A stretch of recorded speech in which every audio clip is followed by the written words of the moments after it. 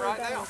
By the way, the troops you see today, we have men who range from 65 to 16, which is that's kind of an interesting thing to think about because that's pretty much what happened, especially in the South, in the war.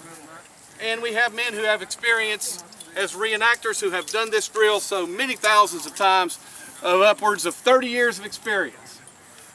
And we have some young men out here who have 30 minutes. Yeah, yeah. But that's natural, normal, and accurate too. Not so much at Gettysburg, but at a battle a little bit earlier than Gettysburg in September of 1862, the Federal Army had just increased its ranks greatly with a bunch of green troops, regiments of 800, 900 men coming on the field. Some of those regiments had never fired their musket. Wow! And you end up at a place like Sharpsburg, which is also called Antietam. Bloodiest single day in American history. Been a lot of bloody days.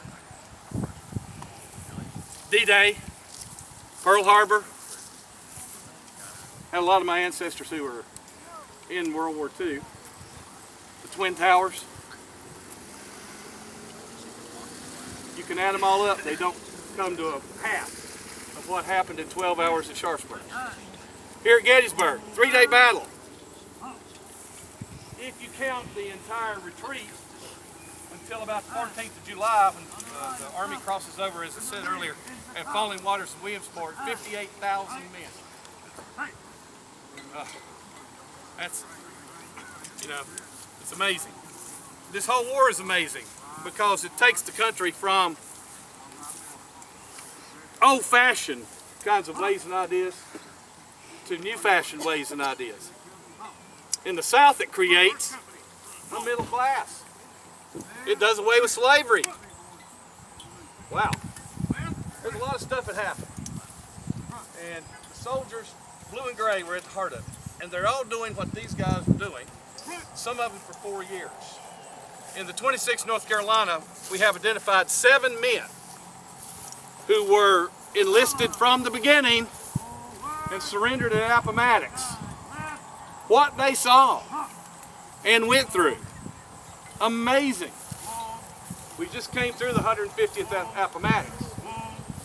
We were honored to be the lead battalion in performing the surrender ceremonies for the National Park Service. We thought it was going to be a lot of things. We were worried about a lot of things. It turned into, we had to surrender 6 times. That's the first thing to worry about, okay? Didn't want to surrender once. But every surrender was different. And every surrender was the utmost perfection for the soldiers and for the crowd. I did not hear one thing that was wrong. I did not see one thing that was wrong. We got in on Wednesday, left on Sunday, slept till about Wednesday of the next week. But it was amazing. But I can't comprehend somebody surviving through the bloodshed of this war, especially in that unit, for 4 years almost. It's amazing.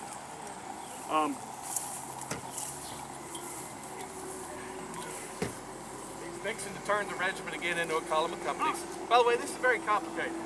RD's Tactics is a book that's about this thick. It tells the officers what they're supposed to do. It talks about school of the soldier, school of the company, school of the battalion, school of the division. I studied harder to become an officer in the 26th North Carolina than I studied for my master's finals. And that's the truth. It's a complicated thing. Plus, it's obviously written in language that's about 150 years old, actually closer to 200. So it's amazing. They learn all this stuff, and we come out and try to recreate it. We've got them back in the column of companies again.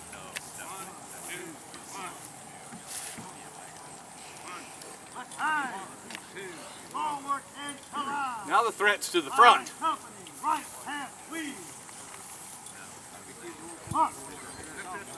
Second company's going to right half wheel and come up alongside the first company and be ready to shoot straight ahead. Now, they practice it at a march, a stately pace. If you're getting shot at, you reckon you're going to walk slow? Everything's done quickly. And you have to know what you're doing. A regiment has to be able to get online and fight. And react if things start to go wrong or go different. Which it's going to do. It's going to happen. Hey, go there.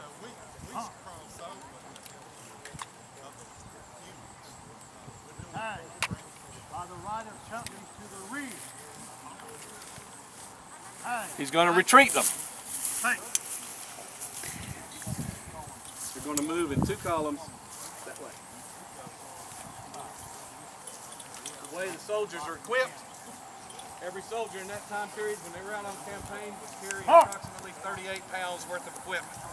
A third of that would be the musket and the bayonet. The cartridge box would weigh approximately 6 pounds when it was full. And the first things the soldiers did was to take the tins in the cartridge box that are there for safety, and Tom doesn't hear me saying this, and throw them away. Because you could get more rounds inside of your cartridge box, and that extra round or two, that shot might save your life. You also carry some extra rounds in a haversack. Haversack is a pocketbook, right here. Now mine doesn't have anything in today except some important papers. But you'd carry a little bit of food, a little bit of ammo, maybe a plate, maybe a fork, maybe a photograph. Yes, photography was an infant kind of science, but it was coming on. A letter or two from home, a pair of socks, that's what's in here. You would have a blanket roll. You may see a number of them out on the field. Some have them, some don't. There's a couple up there. But you roll up a blanket and you put it in a horse collar pretty much, you sling it over your shoulder. You might have a ground cloth, a rubberized piece of canvas. Put it on the ground, lay it down, lay down on it. If it was really cold, 2 people would lie down, cover up with another blanket, cover up with another ground cloth. It was difficult. Carry tents? No. We have a Hilton set up over here, okay, in comparison. But we, once again, are 21st century people. We kind of like our comfort a little bit.